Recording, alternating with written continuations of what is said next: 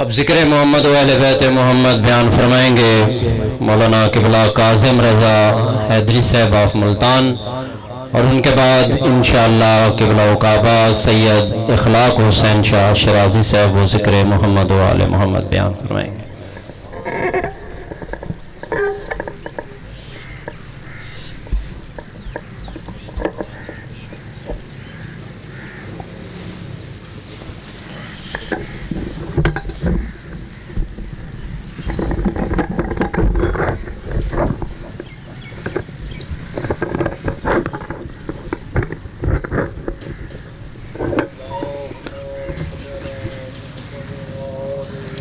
ذکر اہل بیت کی قبولیت کے لیے باعث بلند صلوات صلی علی محمد بانیان کی حاجات کی برابری اور ان کے مرحومین کی بخشش درجات کی بلندی کے لیے بلند تر صلوات صلی علی محمد بالخصوص مرحوم مغفور سید مظہر حسین شاہ صاحب جو ہم میں نہیں ہیں، ان کی درجات کی بلندی، ان کی مغفرت، ان کی حسنات کی قبولیت اور ان کی سیئات کی مغفرت کے لیے بھی باعث بلند صلوات صلی علی محمد و آلہ تعجیل ظہور امام زمان علیہ السلام باعث بلند صلوات صلی علی محمد و آلہ ماشاءاللہ لا حول ولا قوة الا باللہ العلی العظیم رب اشرح لی صدری ویسر لی امری واحلل عقدۃ من لسانی یفقہوا قولی اعوذ باللہ من الشیطان الرجیم بسم اللہ الرحمن الرحیم بلند صلوات صلی علی محمد وبہ نستعین وہو خیر ناصر ومعین والحمد للہ رب العالمین والعاقبۃ لأہل التقوی والیقین صلوات صلی علی محمد الصلاۃ والسلام علی اشرف الانبیاء والمرسلین سیدنا و نبینا و شفیع ذنوبنا و طبیب قلوبنا و مولانا و ابی القاسم محمد صلی علی محمد الصلاۃ والسلام علی اہل بیتہ الطیبین الطاہرین المعصومین الغر المیامین المنتجبین المقربین الذین اذهب اللہ عنہم الرجس وطہرہم تطہیرا صلی علی محمد ورحمۃ اللہ علی احبابہم و اصحابہم و موالیہم و شیعتہم اجمعین ولعنۃ اللہ علی اعدائہم ملعونین من یوم عداوتہم الی ابد الآبدین اما بعد فقد قال اللہ تعالی فی کتابہ المبین و خطابہ المتین بسم اللہ الرحمن الرحیم وَلَنَبْلُوَنَّكُمْ بِشَيْءٍ مِّنَ الْخَوْفِ وَالْجُوعِ وَنَقْصٍ مِّنَ الْأَمْوَالِ وَالْأَنفُسِ وَالثَّمَرَاتِ وَبَشِّرِ الصَّابِرِينَ الَّذِينَ إِذَا أَصَابَتْهُم مُّصِيبَةٌ قَالُوا إِنَّا لِلَّهِ وَإِنَّا إِلَيْهِ رَاجِعُونَ أُولَٰئِكَ عَلَيْهِمْ صَلَوَاتٌ مِّن رَّبِّهِمْ وَرَحْمَةٌ وَأُولَٰئِكَ هُمُ الْمُهْتَدُونَ صلوات صلی علی محمد نعرہ تکبیر، نعرہ رسالت، نعرہ حیدری، حسینیت यजीदियत, अहल बैत के दुश्मनों पे लानत, बावाज़ बुलंद सलावत, सल्ले अला मुहम्मद व आले मुहम्मद। मुहतरम व मुअज़्ज़ज़ सामीन, अहबाब दानिश व अहबाब ईमान, महफिल मौत है। मजलिस तरहीम और इसाले सवाब की ये अज़ीम महफिल मुनक़िद की गई और आप इसमें शरीक हुए और मरहूम व मग़फ़ूर के लिए मिल के दस्त ब दुआ होने के लिए इकट्ठे हुए। आए उनकी दर्जात की बुलंदी के लिए कुछ मौइज़ा और कुछ हसनात और कुछ मौत के तज़किरे जो ख़ुद हमारी आखिरत और बरज़ख़ी राह को हमवार करे और हमें एक अच्छी मौत की तरफ ले जाए। उसकी तरफ मैं कुछ आपको इरशादात आइमा अतहार और कुछ कुरानी आयात वाक़ियात आप तक पहुँचाने की कोशिश करूँगा। आप इंशाल्लाह पूरी आमांकी और तवज्जो से समाअत फरमाएंगे। कुरान मजीद में बहुत सारी जगहों पे मौत का तज़किरा आया।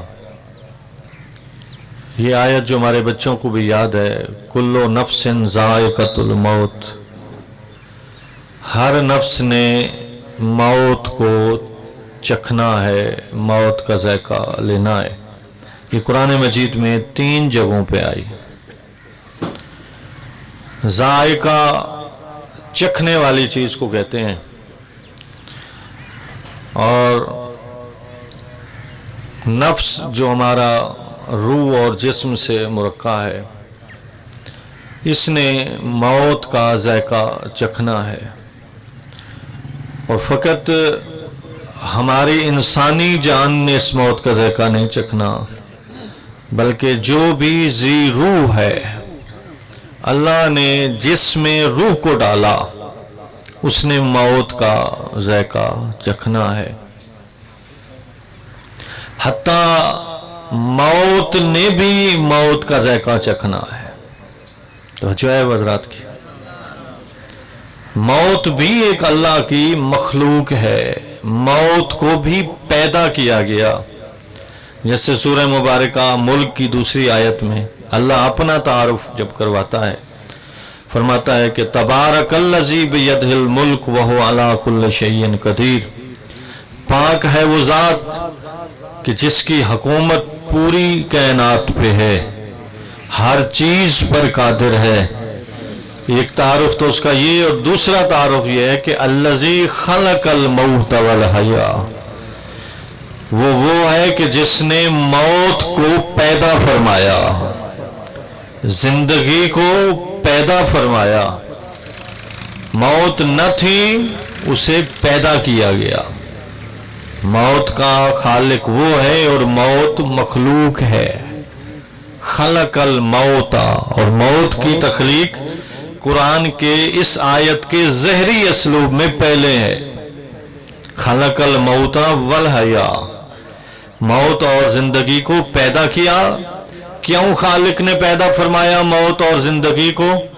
लियब्लवकुम अय्युकुम अहसनु अमला, ताकि तुम में पहचाने कि तुम में सबसे अच्छा अमल करने वाला कौन है। आसन आखिरी डिग्री यूज हुई, सबसे अच्छा अमल करने वाला कौन है? वह हुवल अजीजुल गफूर, वो बड़ी इज्जतों वाला है और बड़ा बख्शने वाला है। लिहाजा जब पूरी कायनात वो सूर, हजरत इसराफील अलैहिस्सलाम सूर फूंकेंगे तो उस सूर की आवाज को इतनी कड़कदार और डरावनी होगी कि जिगरे कायनात फट जाएगा। पूरी कायनात लरज जाएगी, और फकत लर्जेगी नहीं, पूरी कायनात तहस नहस हो जाएगी। आसमान खत्म हो जाएगा, समंदरों को आग लग जाएगी। आप हैरान होंगे, भाई पानी को भी कभी आग लगती है, लेकिन कुरान कहता है समंदरों को आग लग जाएगी। इसलिए कि आज की साइंस आपको बता रही है कि समंदर के नीचे तेल मौजूद है, اور نکال بھی رہے ہیں سمندروں سے تیل. جب زمین زلزلے کی کیفیت میں آئے گی، اذا زلزلت الارض زلزالها، جب زمین زلزلہ لے گی بہت سخت آواز سے، تو پھر تیل اوپر آئے گا. تیل جب پانی سے ملے گا تو اس وقت پانی تیل مل کے دھواں بن کے سمندر ختم ہو جائیں گے. آسمان، پہاڑ، کائنات کا ذرہ ذرہ روئی کے تنکوں کی طرح اڑ جائے گا اور وہ تنکے بھی نظر نہیں آئیں گے. ہر چیز، کل شیء فان، ہر چیز فنا ہو جائے گی الا وجہ ربک ذی الجلال والاکرام. فبأی آلاء ربکما تکذبان. جب ہر چیز ختم ہو جائے گی اور اللہ اس وقت بچیں گے تو حضرت جبرائیل علیہ السلام، حضرت میکائیل علیہ السلام، حضرت اسرافیل علیہ السلام، حضرت اسرائیل علیہ السلام اور موت، یہ مخلوقات بچیں گی. اب حضرت اسرائیل علیہ السلام کو حکم ہوگا کہ ان تین بڑے فرشتوں کو بھی موت دے دو. تین بڑے فرشتے بھی مر جائیں گے. اس کے بعد موت کو حکم ہوگا کہ اب اسرائیل کو بھی آ جا. جو ہماری روحیں قبض کرتا ہے اسے بھی ایک دن مرنا ہے. ہو سکتا ہے آپ کے لیے نئی بات ہو، لیکن بہرحال یہ حقیقت ہے. اسرائیل علیہ السلام کو بھی، اور اسرائیل سے ہم ڈرتے ہیں. اسرائیل علیہ السلام بڑے فرشتوں میں سے ہیں. روایات میں ہے کہ آپ ڈیلی بیس پہ اسرائیل علیہ السلام کو کچھ گفٹ بھیجیں، کچھ تحفے بھیجیں، تاکہ جب آئے تو ان تحفوں کے ساتھ آپ سے جو ان کے تحفوں کی ریٹرن کے ساتھ انسان کے اندر منوسیت آ جاتی ہے، وہ اس انداز میں آئے. ویسے بھی مومن کے پاس بہت اچھی شکل میں آتے ہیں. جب اسرائیل علیہ السلام حضرت ابراہیم خلیل علیہ السلام کے پاس آئے تو حضرت ابراہیم علیہ السلام نے پوچھا کہ اسرائیل علیہ السلام یہ بتاؤ، جب مومن کے پاس جاتے ہو تو کس شکل میں؟ منافق، کافر، جہنم.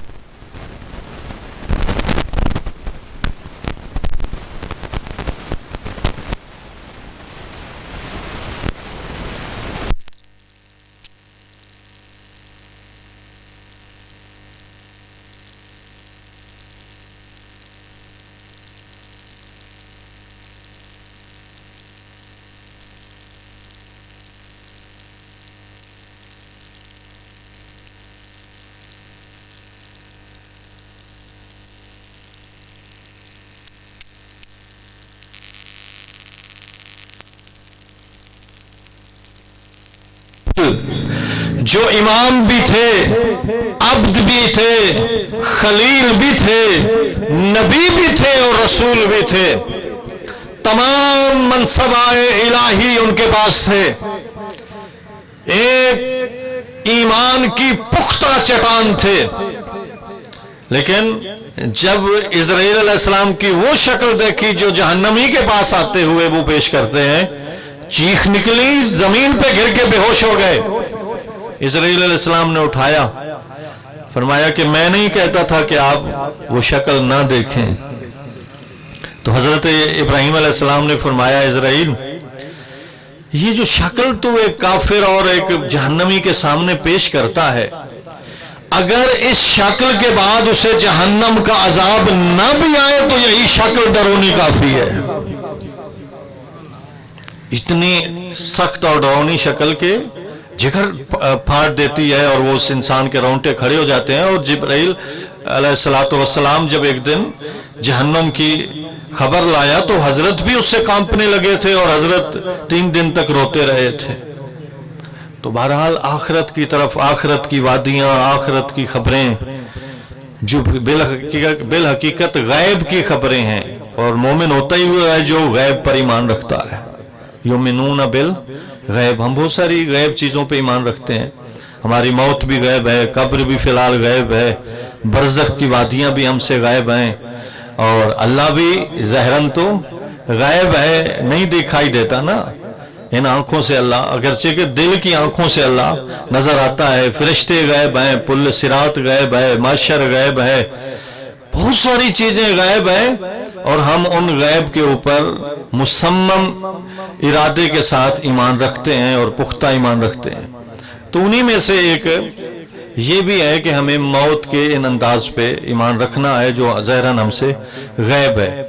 پھر جب وہ شکل اپنائی کہ جو مومن کے پاس حضرت عزرائیل علیہ السلام لاتے ہیں تو حضرت بہت خوش ہوئے اور یہ جملہ فرمایا کہ اے عزرائیل علیہ السلام اگر اس شکل کے بعد اس مومن جنتی کو جنت نہ بھی ملے تو کافی ہے.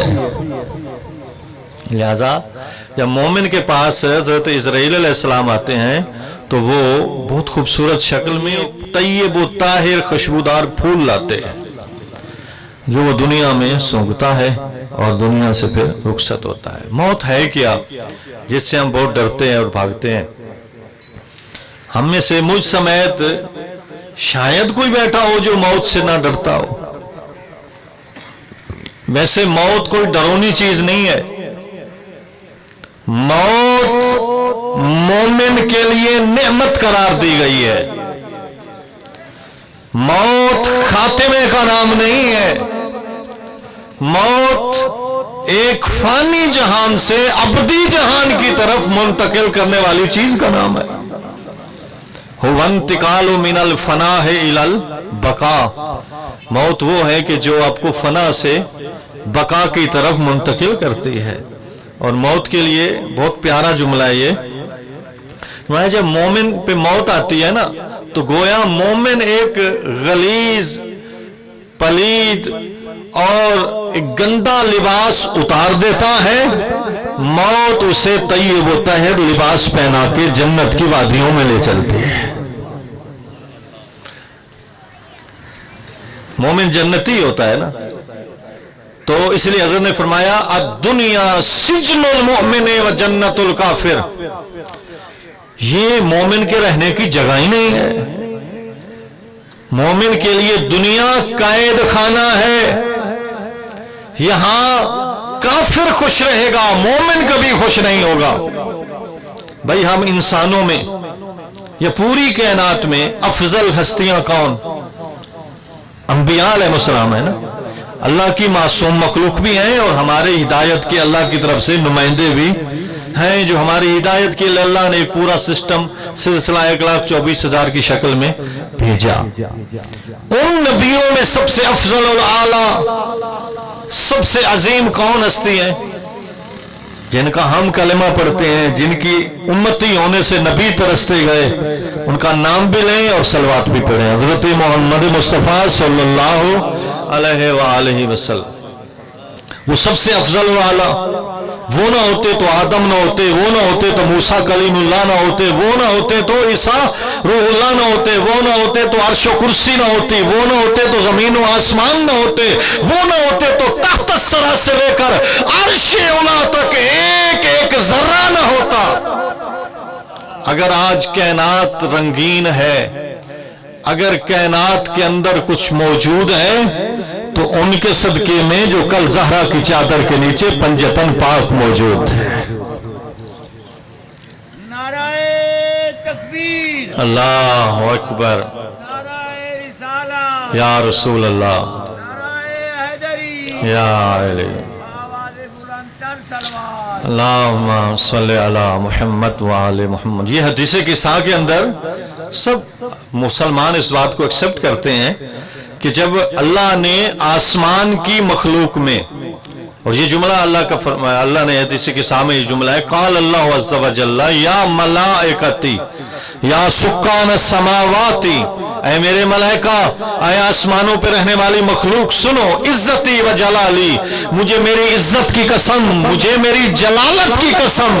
دو قسمیں اٹھا کے اللہ ملائکہ اور آسمانی مخلوق کو مخاطب کر کے خطاب فرماتا ہے کہ انی ما خلقت سماء مبنیہ ولا ارضا مدحیہ ولا قمرا منیرا ولا شمسا مضیہ. اور میرے آسمانوں پہ رہنے والی مخلوقات سنو, میں یہ زمین کا فرش نہ بچھاتا, آسمان کا سائبان نہ بناتا, یہ میں سمندر پیدا نہ کرتا, ان میں یہ طاقت نہ رکھتا کہ وہ کشتیاں اٹھا سکیں اور ان کے اوپر جہاز ان کی پاور پہ چل سکیں، اور میں یہ ہوائیں نہ چلاتا، یہ بادل پیدا نہ کرتا، یہ ابر رحمتیں نہ برستی، اگر کچھ اس دنیا میں نے پیدا کیا ہے تو ان کے صدقے میں جو زہرا کی چادر کے نیچے موجود۔ جیسے آپ نے فرمایا سبحان اللہ اور ہاتھ اٹھا کے آپ نے داد دی، اسی طرح جبرائیل بھی تو ملائکہ کا سردار تھا، ملائکہ کا سردار بولا یا رب من تحت الکسا، پروردگارہ بتا تو صحیح وہ چادر زہرا کے نیچے ہیں کون جن کے لیے تو نے اتنا کچھ کر دیا؟ ہمیں بھی ان کے صدقے، آسمان کو ان کے صدقے، کرسی کو ان کے صدقے، لوح اور قلم کو ان کے صدقے، عرش کو ان کے صدقے، وہ ہے کون؟ تو فرمایا ہم اہل بیت النبوہ ومعدن الرسالہ۔ ملائکہ سنو، وہ رسالت کی کون ہے؟ وہ اہل بیت نبوت ہیں۔ کون ہے رسالت کی کون؟ کون ہے اہل بیت نبوت؟ اللہ نے خود فرما دیا ہم فاطمہ و ابوہا و بالہا و بنوہا۔ آواز بلند تر سلوات۔ اللہم صلی علی محمد و آل محمد۔ وہی جہاں رسالت سب سے بڑا خدا موجود، عام رسالت بھی نہیں، وہ رسالت کا خدا موجود جن سے نبیوں کو رسالت ملی، جن کے صدقے میں نبیوں کو نبوت ملی، وہ رسول موجود، سید الانبیاء، سید المرسلین، اور پھر وہ شوہر موجود جو سید الاوصیاء، جو امام المتقین، جو قسیم النار والجنہ، جو مشکل کشا، شیر خدا، حل عطا، کس منزل پہ تھے علی شیر خدا، وہ موجود، اور بیٹے اتنے عظیم کہ سیدہ شباب اہل الجنہ، جو جنتی جوانوں کے سردار، جنتی جوانوں کے سردار، سوائے تین ہستیوں کے، رسول اعظم، علی حیدر کرار اور زہرہ بتول، ان تین جنتی ہستیوں کے علاوہ ہر ایک جو جنت میں جائے گا وہ حسنین کا رعایا بن کے جائے گا۔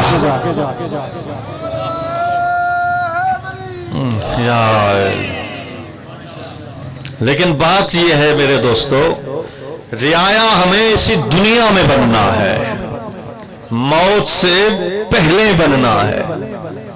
اگر اب سے کوئی یہ کہے کہ جی ہم مولا حسین کے جنت میں رعایا بن جائیں گے، تو پتہ نہیں گے ہمیں نصیب ہوگی یا نہیں۔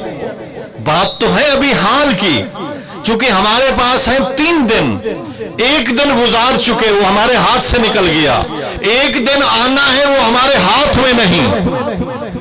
ہاں تو میرے پاس در حقیقت ایک دن ہے، اس لیے قرآن کہتا ہے سورہ مبارکہ عشر میں کہ یا ایھا الذین آمنوا اتقوا اللہ ولتنظر نفس ما قدمت لغد واتقوا اللہ ان اللہ خبیر بما تعملون۔ وہ ایمان والو اللہ سے ڈرو، اللہ کا تقوی اختیار کرو اور سوچو کہ کل کے لیے کیا بھیجا۔ قرآن کل کا کہتا ہے اور ہمیں آج دیتا ہے۔ تو میں عرض کر رہا تھا کہ ہمیں آج ہی حسنین کا رعایا بننا ہے، آج ہی ہمیں جنتی جوان بننا ہے، اس لیے کہ جو موت آئے گی اور میں الیاذ باللہ جنتی جوان نہ ہوں گا تو پھر موت کے بعد کو میں جنتی جوان نہیں بن سکتا، چونکہ موت میرے اعمال کو ختم کر دیتی ہے۔ موت کے بعد میں خود کچھ نہیں کر سکتا، موت سے پہلے میرا اعمال چل رہا ہوتا ہے، میں کچھ کرتا ہوں، سوچتا ہوں، دیکھتا ہوں، کوئی بھی نیکی کرتا ہوں، کوئی برائی کرتا ہوں، وہ لکھی جا رہی ہوتی ہے اور میرے نام اعمال کو وزنی کر رہی ہوتی ہے یا ہلکا کر رہی ہوتی ہے۔ تو موت کے بعد لیکن ہم شومی قسمت موت کے بعد کے بڑے منصوبے بناتے ہیں کہ ہم کریں گے، لیکن جس دن میں ہم جی رہے ہیں یہ عجیب ہے۔ دنیا مولا فرماتے ہیں، مولا کے کلمات اب نہج البلاغہ پڑھا کریں، ہم کیا ہیں، اور جتنا بڑا کہ کوئی مقرر آ جائے وہ کیا ہے علی حیدر کرار جیسے خطیب کے مقابلے میں۔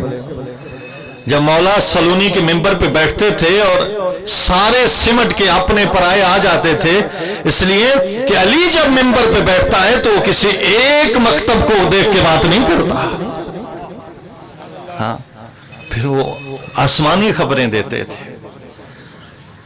تو مولا کا نہج البلاغہ پڑھا کریں، جو مولا کے خطبات ہیں، چھوٹے چھوٹے فرمان ہیں، یعنی ایک فرمان کی بندہ تشریح کرنے لگے نا تو حد ہو جاتی ہے کہ اس کی تہہ تک بندہ نہیں پہنچ سکتا، اس لیے کہ نہج البلاغہ قرآن کی تفسیر کا نام ہے۔ نہج البلاغہ قرآن کی عملی تفسیر ہے۔ بہت ساری جگہوں کے مولا نے آیات کا اشارہ دیا اور کہیں اشارہ نہیں دیا، سمجھنے والا سمجھ سکتا ہے۔ اس لیے علی گڑھ یونیورسٹی جو ایک ہندوؤں کی یونیورسٹی ہے، وہاں ایک عربی کا اسٹوڈنٹ تھا M Phil P H D کا، اور اپنے ایک ادیب پروفیسر کے سامنے کھڑا ہو گیا، کہنے لگا استاد محترم آپ ایک پروفیسر ہیں عربی کے اور آپ کو بہت عربی اچھی آتی ہے، اور بھی ہمارے ہندوؤں میں ادیب ہیں عربی کے، بہت اچھی عربی جانتے ہیں، تو مسلمانوں کی کتاب قرآن میں ایک چیلنج ہے کہ تم اس قرآن جیسا ایک سورہ لاؤ، 10 سورے لاؤ اور مل کے لاؤ، ہم ہار ماننے کو تیار ہیں۔ یہ قرآن کا چیلنج ان دنوں کے لیے نہیں، آج بھی ہے اور قیامت تک کے لیے ہے کہ تم قرآن جیسا ایک سورہ لاؤ، یعنی چند آیتوں کا مجموعہ، ایک پیراگراف لاؤ۔ تو اس نے کہا کہ آپ ایک بہت بڑے ادیب ہیں، تو آپ چند سنٹینس بنا لیں عربی کے جو ایک سورہ بن جائے گا اور مسلمانوں کو پیش کر دیں گے اور وہ ہار جائیں گے۔ اس نے کہا بیٹے بیٹھ جاؤ اور پھر ایسا سوچنا ہی نہیں، تم تو قرآن کی بات کرتے ہو، دنیا تو ابھی تک نہج البلاغہ کا جواب نہیں لا سکی، دنیا تو نہج البلاغہ کا جواب نہیں لا سکی۔ نہج البلاغہ میں مولا کا جملہ سنیے، مولا کلمات کسار میں چھوٹے چھوٹے جملے تقریباً 500 ہیں یا 490 ہیں، ان جملوں کو پڑھا کرو، اس سے آپ کے دل کی آبیاری ہوگی، روح آپ کا زندہ ہوگا۔ ہمارے روح یقیناً مردہ ہو چکے ہیں، گانے سن سن کے، بکواسات سن سن کے، بہت ساری غلط کاریاں آنکھوں سے دیکھ دیکھ کے اب ہمارے دل مردہ ہو چکے ہیں، اور موعظہ اور حسنہ سننے کے لیے ہمیں ٹائم نہیں ہے، اور کہیں برادری کے طور پہ آ جاتے ہیں تو خشک موضوع بات کر کے ٹال دیتے ہیں۔ نہ کہ بلا یہ دنیا رہنے کی جگہ نہیں ہے، یہ مسافرت کے لیے انسان آیا ہے اور ایک منزل کی طرف جا رہا ہے۔ نادان ہے وہ جو اسے ٹھکانہ سمجھتا ہے۔ مولا فرماتے ہیں انسان کا ہر قدم انسان کا ہر سانس ایک قدم ہے جو اسے موت کے قریب لے جا رہا ہے۔ ابھی ہم ادھر آئے تو کتنے سانس لے چکے؟ بہت سارے سانس لے چکے نا، تو ہم کتنے قدم موت کے قریب ہو گئے؟ ہمارے ہر سانس سے موت ہمارے قریب آ رہی ہے۔ اور مولا فرماتے ہیں جو جا رہے ہوتے ہیں وہ پلٹنے کی امید کرتے ہیں کہ کاش ہمیں پلٹا دیا جائے، اور جو موجود ہوتے ہیں وہ مہلت سے فائدہ ہی نہیں اٹھاتے۔ میں نے کیا جملہ فرمایا؟ ذرا پھر سنیے گا۔ جس کا جنازہ اٹھا کے جا رہے ہوتے ہیں وہ کہہ رہا ہوتا ہے، اس کے روح سے سن، ہم نہیں سن پاتے، جو سنتے ہیں وہ سن سکتے ہیں، وہ کہہ رہا ہوتا ہے کہ مجھے پلٹا دیا جائے، میں یہ کروں گا، میں یہ کروں گا اور میں وہ کروں گا، لیکن جو موجود ہوتے ہیں وہ اس مہلت سے فائدہ نہیں اٹھاتے۔ اس لیے مولا نے فرمایا جب تم کسی عزیز کا، کسی کا جنازہ اٹھا کے جا رہے ہو نا، تو 2 منٹ یا 1 منٹ آنکھ بند کر کے اپنے سے بات کر۔ ہم اوروں سے تو بڑی باتیں کرتے ہیں، آج کل ویسے بھی بٹیرے ہم نے جیبوں میں باتوں کے لیے بہت رکھے ہیں۔ یہ عجیب ہے، نماز بندہ پڑھ رہا ہوتا ہے نا، پہلے تو کوئی ٹون بند ہی نہیں کرتا، چلو بھائی کر بھی دی تو کیا ہوا؟ میں نے جو دیکھا ہے پتہ نہیں شاید آپ نے بھی دیکھا ہو، جیسے نماز کا سلام پھیر لیا نا تو دوسرا کام بھائی ہوتا ہے بندہ دعا مانگ لے، لیکن اکثریت کیا ہے؟ فوراً نکال کے لگتا ایسے ہے کہ بندے ہماری عادت یہ بن گئی ہے کہ ہم نماز کے فوراً بعد جو 4-5 منٹ ہم نے اللہ کو دیے تھے وہ بھی پتہ نہیں کتنے ارادوں اور کتنی یادوں جو بھولی ہوئی تھی وہ نماز میں لے آئے تھے، وہ نماز جب ختم کر لیتے ہیں تو فوراً موبائل کی طرف لگتا ایسے ہے کہ ہمیں یہ خیال آتا ہے کہیں قبولیت کا میسج تو نہیں آیا۔ بھائی یہاں میسج نہیں آنا، میسج تو آئے گا جب آئے گا، لہذا کچھ ان سے بھی جی چھڑا لیں اور اللہ کی طرف رغبت کریں بھائی، جس کی طرف ہمیشہ جانا ہے۔ کیا خوبصورت جملہ علامہ اقبال کے شعر کا ہے، مجھے شعر تو یاد نہیں آ رہا لیکن ان کا مطلب مجھے ذہن میں آ رہا ہے کہ علامہ اقبال فرماتے ہیں یہ موت اس زندگی کی شام کا نام ہے اور آخرت کی زندگی کی صبح کا نام ہے۔ اس زندگی کی شام موت ہے اور آخرت کی زندگی کی، اور وہ آخرت کی زندگی کوئی ایک دن کی زندگی نہیں ہے۔ میں ابتدائی کلام میں پھر یہ عجیب ہے کہ بندہ جب بات کرتا ہے تو بات سے بات نکلتی چلی جاتی ہے۔ میں عرض کر رہا تھا کہ جب سور پھونکا جائے گا، کائنات فنا ہو جائے گی، حضرت اسرافیل، میکائیل علیہ السلام اور جناب جبرائیل علیہ السلام یہ فرشتے بھی مر جائیں گے تو اللہ اسرائیل علیہ السلام کو حکم دے گا کہ تو بھی مر جا، پھر اللہ موت کو بھی حکم دے گا کہ تو بھی مر جا۔ موت مر جائے گی جب تو پھر ہمیشہ جینا پڑے گا، وہاں موت نہیں ہے، موت تو مر جائے گی اور پھر موت کو دوبارہ زندگی نہیں ہے، وہاں جو مر گئی بس ختم، ہمیں پہلے مار کے پھر اٹھایا جائے گا، لیکن موت کو آخر میں مار کے نہیں اٹھایا جائے گا، وہ مر جائے گی۔ اب سوچو اس پرچہ حل کرنے کے لیے جو ہمیں 4 دن ملے، اس کے لیے ہمیں ہمیشہ کا فیصلہ کرنا ہے۔ ہمیشہ جو ہمیں زندہ رہنا ہے، آگ میں زندہ رہنا ہے یا پھولوں میں زندہ رہنا ہے؟ زندہ تو رہنا پڑے گا جہنمی کو بھی۔ اب سورہ مبارکہ مدثر پڑھیں، جنتی اوپر ہوں گے، جہنمی نیچے ہوں گے، جہنم گڑھے کی شکل میں ہے اور جنت اوپر ہے۔ اس لیے اب وہ پڑھے نا جب ماہ رمضان کے جب حضرت نے خواب میں فرمایا تھا، حضرت نے اس کی تفسیر بھی فرمائی، ایک بڑی لمبی حدیث ہے، اس میں حضرت نے فرمایا میں نے دیکھا ہے کچھ لوگ ہیں جو طوبہ کی شاخوں سے چمٹ کے آسمان کی طرف جا رہے ہیں، اور کچھ ہیں جو تھوہڑ کے درخت سے چمٹ کے نیچے جا رہے ہیں۔ جہنم کا درخت تھوہڑ ہے اور جنت کا درخت طوبہ ہے، تو اس سے پتہ چلا کہ جنت اوپر ہے اور جہنم نیچے ہے، گڑھا ہے، وہ بہت گہرا ہے۔ ایک دن حضرت جبرائیل علیہ السلام حضرت کے پاس آئے بیٹھے تھے کہ حضرت جبرائیل علیہ السلام تھوڑے سے چونکے اور ایک چھوٹی سی آواز آئی۔ حضرت نے پوچھا کہ جبرائیل کیا ہوا، یہ کیا آواز آئی؟ فرمایا ہزاروں سال پہلے ایک پتھر جہنم میں ڈالا گیا تھا جو اب پہنچاتے ہیں وہ، اور پھر اس کی تہ میں اللہ نہ کرے کوئی گناہگار چلا جائے۔ بہرحال حضرت کے صدقے میں ہم جنت ہی جائیں گے، لیکن فرمایا مومن وہ ہوتا ہے جس کے دونوں پلڑے برابر ہوتے ہیں۔ کیا مطلب؟ خوف کا پلڑا بھی برابر، امید کا پلڑا بھی برابر۔ کس کا خوف؟ جہنم کا خوف بھی، جنت کی امید بھی۔ اگر صرف جنت کی امید ہے اور خوف کا پلڑا نیچے آیا ہوا ہے تو پھر مومن نہیں ہے۔ مومن اپنے اعمال میں اپنے گناہوں سے بھی ڈرتا ہے، معافی مانگتا ہے، اس کی بارگاہ میں بار بار جاتا ہے اور اس کی رحمت سے بھی امید رکھتا ہے۔ روز محشر فرشتے ایک گناہگار کو جہنم کی طرف گھسیٹ کے لے جا رہے ہیں، وہ گناہگار پلٹ پلٹ کے مڑ مڑ کے پیچھے دیکھتا ہوگا، آواز پروردگار آئے گی میرے ملائکہ ذرا سے پوچھو یہ پلٹ پلٹ کے کیا دیکھتا ہے؟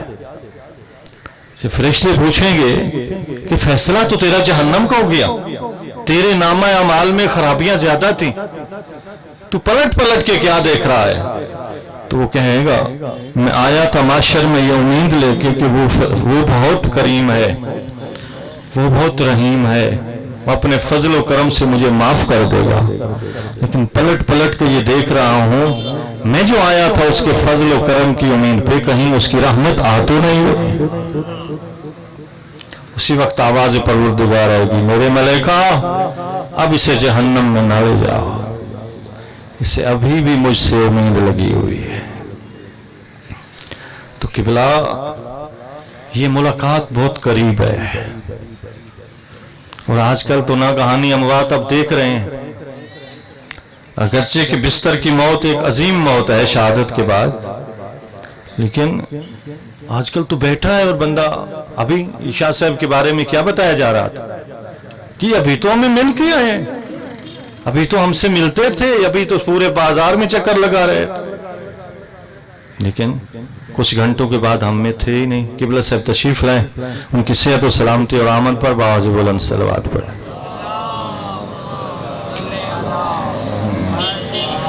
علماء حقہ کی خیریت اور ان کی درازی عمر کے لیے بار دیگر صلوات پڑھیں۔ اللہم صلی علی محمد۔ العلماء باقون ما بقی الدہر، انما یخشی اللہ من عبادہ العلماء۔ لہذا آئیں، بس ختم کر چکا، مناسب نہیں کہ قبلہ کو بٹھایا جائے اور آپ کے اور ان کے درمیان زیادہ حیل ہوا جائے۔ انتہائی عظیم ہماری قوم و ملت کے لیے شخصیت ہیں، میرے استاد محترم بھی ہیں۔ تو عرض کر رہا تھا کہ جی موت خاتمے کا نام نہیں ہے، موت انتقال کو کہتے ہیں، اور وہ انتقال مومن کے لیے بہت عظیم ہوتا ہے، کافر اور منافق کے لیے بہت سخت ہوتا ہے۔ مومن تو یہاں دکھوں میں رہتا ہے۔ حضرت ایک گھر میں گئے، دیکھا کہ ایک دیوار پہ ایک پرندہ بیٹھا ہے، مرغی تھی یا کوئی، اس نے بیٹھے ہوئے وہیں دیوار پہ بیٹھے انڈا دیا۔ جیسے انڈا دیا تو دیوار پہ کوئی انڈا رکنے کی جگہ نہیں تھی، نیچے گرا اور انڈا ٹوٹا نہیں۔ حضرت نے پوچھا کہ یہ انڈا ٹوٹا نہیں، خیریت ہے؟ تو گھر کا مالک کہنے لگا، حضرت ہمارے پاس تو ایسا ہی ہوتا ہے، حتیٰ ایک انڈے کے ٹوٹنے کی مصیبت بھی ہم پہ کبھی نہیں آئی۔ تو حضرت نے فوراً وہ گھر چھوڑ دیا، فرمایا اس گھر میں رحمت الہی نہیں ہے۔ ہم بڑے گھبراتے ہیں، ہمیں بخار ہو گیا اور شکوے کرتے نظر آتے ہیں، اللہ کو میں ہی نظر آ رہا تھا کہ مجھے بخار دے دیا اور تو چل پھر رہے ہیں۔ بھائی تو ہی پیارا تھا اسے، وہ اپنے پیاروں کو دکھ دیتا ہے۔ میں عرض کر رہا تھا نا درمیان کلام میں کہ سب سے پیارا، سب سے اعلیٰ، سب سے افضل اپنے حبیب کو بنایا نا، اور حبیب کیا کہتا ہے؟ ما اوذی نبی کما اوذیت قط، سب سے زیادہ جس نبی کو ستایا گیا وہ میں ہوں۔ نبیوں کو بڑا ستایا گیا تھا نا، آرے سے کاٹ دیتے تھے، ناحق نبیوں کو کیسے ذبح کیا گیا۔ حضرت نوح علیہ السلام جو 900 سال کی روایت کے مطابق تبلیغ کرتے، اور تبلیغ کے لیے میں جو آپ کو تبلیغ کرنے آیا ہوں، یہاں شاہ صاحب مجھے لفافہ پیش کریں گے، مجھے دعوت کی گئی اور مجھے احترام سے لایا گیا اور احترام سے رخصت کیا جائے گا۔ لیکن جب نبی نکلتے تھے تبلیغ کے لیے، کیا انہیں کوئی دعوتیں دیتا تھا؟ کیا انہیں لفافے پیش کیے جاتے تھے؟ نہیں، لیکن مقابلے میں پڑھا میں نے، اپنے سنا ہوگا بزرگان سے، حضرت نوح علیہ السلام کو پتھر مارے جاتے۔ کتنے پتھر؟ اتنے پتھر کہ حضرت پتھروں میں چھپ جاتے، جبرائیل آتے، پتھر ہٹاتے، جہاں جہاں زخم ہوتے وہاں اپنے پروں کو مس کرتے، زخم اچھے ہو جاتے، پھر تبلیغ کے لیے نکل کھڑے۔ ہاں، لہذا یہ ہے پیغام جو ہم تک پہنچے، یقیناً ہماری عبرت کے لیے، ہماری نصیحت کے لیے، اور یہ موت کا تذکرہ، یہ محفل بھی ہمارے لیے ایک نصیحت کی جگہ ہے کہ تیاری کر لیں جی، نکارہ بجنے والا ہے۔ بس آخری جملہ اور 2 جملے مصیبت کے۔ مولا فرماتے ہیں الناس نیام، لوگ سوئے ہوئے ہیں۔ ہمیں بھی فرمایا جا رہا ہے، اگرچہ کہ آنکھیں کھلی ہیں لیکن سوئے ہوئے ہیں۔ اذا ماتو، جب مریں گے تو آنکھیں کھلے گی، جب موت کا تھپڑ لگے گا نا، اور وہ بہت سخت تھپڑ ہے، जब मौत का थप्पड़ लगा तो आंखें खुली, तो लिहाजा मौत के थप्पड़ से पहले हमें जागना है। मौत से पहले जाग गए तो माशाल्लाह कामयाब। मैंने एक जगह पढ़ा भी, सही किबला से भी एक जगह सुना, मौत के 3 याद करने के फकत 3 फायदे हैं। आज सुनते हैं अक्सर जिक्र मौत यब्न जुंदुब, हजरत की भी रिवायत है, इमाम सादिक अलैहिस्सलाम की भी रिवायत है कि अक्सर जिक्र मौत, मौत का तज़किरा बहुत किया करो। इसलिए कि जो मौत को याद करता है युमीत शहवात, उसकी शहवतें खत्म हो जाती हैं, उसके ये सारे जो चक्कर दुनिया के ये खत्म हो जाते हैं। और यखलो मनाबिल गफला, तो इंसान गफलत की नींद जो सो रहा होता है वो खत्म हो जाती है, बेदार हो जाता है मौत को याद करने से। जो कव्विल कल्ब अला मवाइदिल्लाह, अल्लाह से हमने बड़े वादे किए थे, वो हमने आलम अरवा में भी वादे किए थे। अल्लाह हमसे पूछ रहा है ना सूरह यासीन में, अला महद या बनी आदम अल्लाह ताबुदु शैतान, ए आदम की औलाद, क्या तुमने मुझसे वादा नहीं किया था कि शैतान के पीछे नहीं चले, क्योंकि तुम्हारा भी दुश्मन खुला है और तुम्हारे माँ बाप का भी दुश्मन है। लेकिन हम सारे वादे भूल चुके। मौत का तज़किरा उन वादों को पूरा करने के लिए हमारे दिल को कवी करता है। तो लिहाजा आए मौत के जरिए अपनी रूह को, जो एक हमेशा की ग़िज़ा है, उसको जिंदा करने के लिए वो पहुँचाएं। और ये महफिल भी हमारी रूहानी ज़िंदगी है, इसलिए कि हम जो सुन रहे हैं, जो यहाँ देख रहे हैं, यकीनन वो एक मौइज़ा की शक्ल में है। और वो दिन कितना सख्त दिन था। दिन तो और भी बहुत सारे दुनिया पे आए, लेकिन एक दिन जिसके बारे में खुद हजरत रसूल अकरम सल्लल्लाहु अलैहि वसल्लम ने फरमाया, इमाम जाफर सादिक अलैहिस्सलाम ने भी फरमाया, ला यौमका यौमिका या अबा अब्दिल्लाह, मौला हुसैन आपके दिन जैसा किसी का दिन नहीं। दिन तो बड़े देखे दुनिया में, बड़े सख्त दिन भी आए, लेकिन जैसा दिन नवासे रसूल पे आया ना। बस एक सवाल और 2 जुमले मुसीबत के। आप जो सारे मुसलमान हैं और एक मुस्लिम होने के हवाले से आप सोचें और इस सवाल का जवाब दें कि दीन बड़ी नेमत है या दुनिया? जितना बड़ा भी हम मतलब दुनिया को समझें, लेकिन बिलाखिर एक इस्लामी बंदे के लिए जवाब तो ये है कि दीन बड़ी नेमत है। वो दीन जिसे हम अपनी मशगूलियात, मामूलात, मसरूफियात सबसे अफजल और आला समझ रहे हैं, कभी हमने सोचा है कि ये दीन मुझ तक पहुंचा कैसे? वो कौन है मुहसिन आजम जिसने हम तक इस दीन को पहुंचाया? उस दीन को पहुंचाने और बचाने वाले का नाम हुसैन है। इसलिए तो मोहरे नबूवत पे कभी उठा लेते, कभी जबान चूसने लग जाते, और कभी सजदे को तोड़ दे देते, कभी गलियों में ले निकलते। अगर मदीने के गलियों में मुझ रसूल का तज़किरा हो तो मेरे हसनैन का तज़किरा क्यों ना हो? गली से गुजर रहे थे कि घर से रोने की आवाज आ गई। हजरत ने दरवाजा खटका के फरमाया उस घर की खातून को कि बच्चे की आवाज खत्म करो, रोना बंद कराओ। साहबा ने पूछा, या रसूलल्लाह बच्चे तो और भी रोते रहते हैं, आपने इस दरवाजे को क्यों बजा दिया? फरमाया इसलिए कि इस बच्चे के रोने की आवाज मेरे हुसैन से मिलती थी।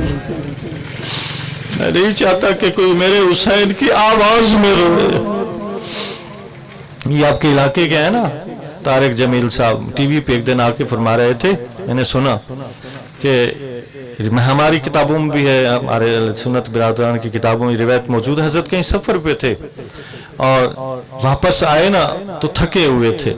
बीबी उम्मे सलमा से फरमाने लगे कि मैं अपने हुजरे में जा रहा हूँ, कोई आए ना मुझे मिलने तो कहना कि रसूल आराम फरमा रहे हैं, उन्हें रोकना। थोड़ी देर गुजरी थी कि मौला हुसैन आ गए। नानी ने रोका, कहा बेटा नाना का हुक्म है कि तुम नहीं आ सकते। यही बात रसूल ने सुन ली और आवाज दी, उम्मे सलमा क्या मैंने तुम्हें हुसैन के बारे में भी कह दिया था कि वो आए और उन्हें भी रोक लेना? और एक रिवायत में ये है कि हजरत बाहर आ गए और बाहर आके अपने हुसैन को उठा लिया और जैसे आदत थी कि हजरत के बोसे लेते हुए वापस गए اور پھر اندر حجرے میں آرام فرمانے لگے. بی بی کہتی ہے میں اپنے کاموں میں مصروف ہو گئی, تھوڑی دیر گزری کہ میں نے رسول کے رونے کی آواز سنی. اب تو اور میں نہیں روتے حسین کو, زمین بھی روئی, آسمان رویا, ملائکہ روئے, جنت روئی, حورے روئے, آج بھی 4000 ملائکہ رسول کی بیٹے کی قبر کے گرد طواف کر کے اپنے سروں میں خاک ڈال کے رو رہے ہیں. تو لہذا جب بی بی فرماتی ہے میں نے رسول کے رونے کی آواز سنی تو تڑپی اور بھاگی. کیا دیکھا؟ رسول نے اپنی عبا کے بٹن کھولے ہوئے, اپنے سینہ اطہر پہ اپنے شہزادے کو سلایا ہوا ہے. کبھی لبوں کے بوسے, کبھی آنکھوں کے بوسے, کبھی رخسارے, کبھی سینے پہ بوسے.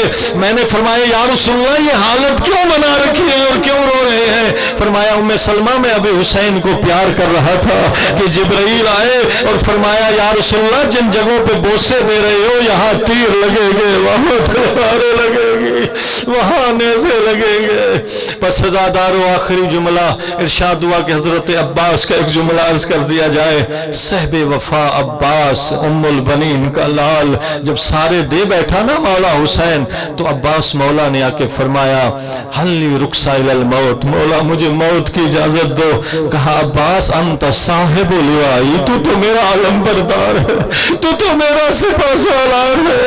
کہا مولا سپاہ سالار تو تب تھا جب سپاہ موجود تھی, اب تو کوئی نہیں بچا, میں کس کا سالار ہوں. ابھی 2 بھائی رو رہے تھے کہ ایک پیاسے بچوں کا ایک جلوس خیموں سے نکلا جن کے ہاتھوں میں خالی کاس سے آواز آ رہی تھی الماء العطش, ہائے پیاس, ہائے پیاس کی آوازیں. حضرت نے فرمایا عباس جانا ہی ہے نا تو پہلے ان بچوں کے لیے پانی کا اہتمام تو کرو. پھر سکینہ سے وعدہ کیا, لے چلے مشکیزہ, خود پانی پینے لگے. لیکن جب پانی پہ نظر پڑی نا کہا عباس ابھی حسین پیاسا ہے, ابھی علی اصغر تڑپ رہا ہے, ابھی زہرا جائیاں پیاسی ہے اور تو پانی پی رہا ہے. پانی کو ڈال دیا اور خشک لب واپس آئے. اعلان ہوا ایک قطرہ پانی کا خیام حسینی تک نہ جائے. عزادارو دونوں بازو نظر ہو گئے. بالآخر ایک ظالم نے ایک ایسا گرز سر میں مارا جس سے حضرت کا سر پھٹ گیا اور ایک تیر حضرت کی آنکھ میں آ کے لگا. بازو قلم ہو گئے, آنکھ میں تیر لگ گیا, سر میں گرز لگ گیا. اترے تو کیسے اترے, اللہ جانے کیسے اترے. اور آواز آئی علیک السلام یا ابا عبداللہ.